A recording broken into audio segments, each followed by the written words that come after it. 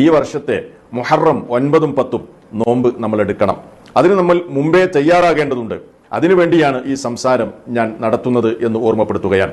മഹാനായ റസൂലുള്ളാഹി സ്വല്ലല്ലാഹു അലൈഹി വസല്ലം ആശുറ നോമ്പിന്റെ ഫളിലിനെ സംബന്ധിച്ച് സൂചിപ്പിച്ചത് എന്താണ്?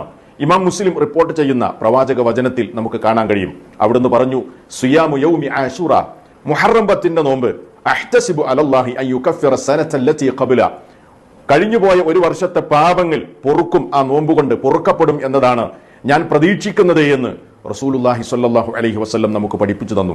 അപ്പോൾ ഈ ഒരു നോമ്പ്, നാം ഈ വർഷത്തെ മുഹറം 10 നോമ്പെടുത്തു കഴിഞ്ഞാൽ നമ്മുടെ ജീവിതത്തിലെ കഴിഞ്ഞ ഒരു വർഷത്തിലെ പാപങ്ങൾ മുഴുവനും നമുക്ക് പുറത്തു കിട്ടും.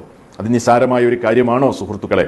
നമ്മുടെ ജീവിതത്തിൽ ഒരു വർഷക്കാലത്തെ പാപങ്ങൾ നമുക്ക് പുറത്തു കിട്ടുക എന്നത് നിസ്സാരമല്ല. അപ്പൊ അതുകൊണ്ട് നമ്മൾ ഈ ഒരു പുണ്യം, ഈ ഒരു വലിയ നേട്ടം നമ്മൾ നഷ്ടപ്പെടുത്തരുത്. ഇവിടെ നമ്മൾ പ്രത്യേകമായി ശ്രദ്ധിക്കേണ്ടത്, ഒരു വർഷത്തെ പാപം പൊറുക്കപ്പെടും എന്ന് പറഞ്ഞാൽ അല്ലെ, അയുകഫിറ സനതല്ലതി ഖബല, തൊട്ടുമുമ്പുള്ള ഒരു വർഷത്തെ പാപങ്ങൾ പൊറുക്കപ്പെടും എന്നാണ് പറഞ്ഞത്. അതുകൊണ്ട് ഉദ്ദേശിക്കുന്നത് എന്താണ്? എല്ലാ പാപങ്ങളും പൊറുക്കപ്പെടുമോ? മഹാന്മാരായ ഉലമാക്കൾ അതിനെ സംബന്ധിച്ച് ചർച്ച ചെയ്തിട്ടുണ്ട്. മഹാനായ ഇമാം നബവി റഹിമഹുല്ലാ അദ്ദേഹം സൂചിപ്പിക്കുന്നുണ്ട്, കുല്ലു ദുനൂബി സഗായിർ. അതുകൊണ്ട് ഉദ്ദേശിക്കുന്നത് നമ്മുടെ ജീവിതത്തിൽ സംഭവിച്ച ചെറുദോഷങ്ങളെല്ലാം പൊറുക്കപ്പെടും എന്നതാണ്.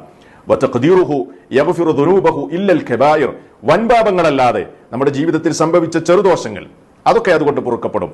വലിയ ദോഷങ്ങൾ സംഭവിച്ചിട്ടുണ്ടെങ്കിൽ അത് തൗബ ചെയ്ത് അള്ളാഹുവിലേക്ക് തൗബ ചെയ്ത് മടങ്ങിയെങ്കിൽ മാത്രമേ അത് പൊറുക്കപ്പെടുകയുള്ളൂ. പ്രത്യേകം ശ്രദ്ധിക്കേണ്ടതുണ്ട്.